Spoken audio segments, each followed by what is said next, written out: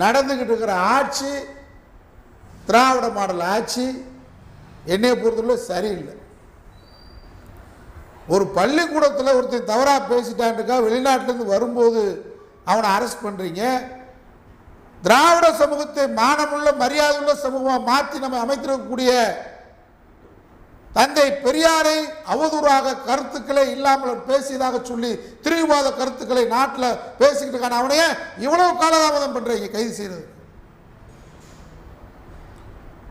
20ஆம் தேதி வரைக்கும் நான் தமிழக அரசுக்கு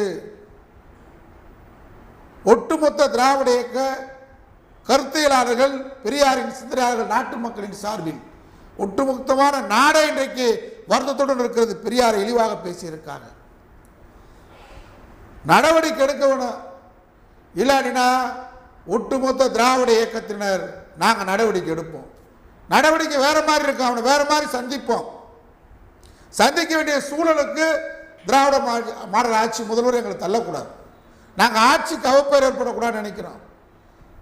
இந்த ஆட்சி திராவிட கருத்தியலால் உருவான ஆட்சி.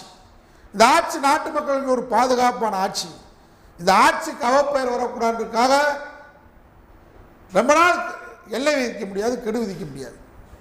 அதனால் சட்டப்படி நாடு முழுவதும் கைது அவனை செய்யணும். ஏற்கனவே மேலே அருந்ததியர் மக்களை நம்முடைய மக்களை இழிவாக பேசியிருக்கான வழக்கு அப்படியே இருக்கு. விஜயலட்சுமி கொடுத்த புகார் மனு அப்படியே இருக்கு.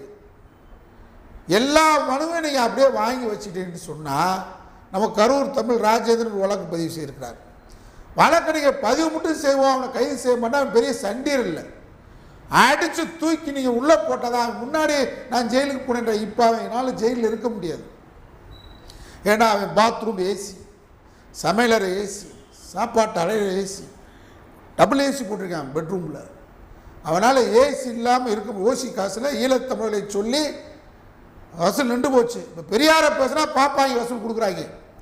பாப்பாங்க கொடுக்குறாங்க, நாக்பூர் கொடுக்குது, பிஜேபி கொடுக்குது. ஒன்றாயிட்டாங்க. மெல்ல மெல்ல பேசி அர்ஜுன் சம்பத் சொன்னா பாருங்க, இன்னும் அப்படியே முதல் கடவுள் இல்லைன்னாரு, இப்போ இருக்கு முருகை இருக்குன்ட்டாரு.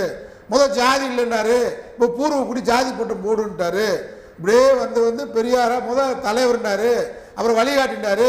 இப்போ திராவிடத்தை வீழ்த்துன்றாரு. அவன் எங்கால் தான் வந்துருவார் பாருங்க. அவனுக்கு காசு கொடுத்தது தெரியும், சீமா வாங்கினதும் தெரியும் அர்ஜுன் சம்பத் குட்டப்பயலுக்கு.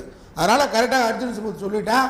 இப்போ எச் ராஜா அவர் பேசல என்ன தப்பு, நாங்கள் பிட்டு பிட்டா எடுத்து விட்டோம்னு வச்சுக்க. எச் ராஜா நீ எதுக்கு இங்கே வந்த, என்ன தொழில் செய்ய வந்த, உன் குலத்தொழில் என்ன அப்படின்றத பிட்டு பிட்டா எடுத்து விட்டோம்னு வச்சுக்க. தாங்க மாட்டேன். ஊரில் நடமாட முடியாது, தெரிஞ்சுக்க.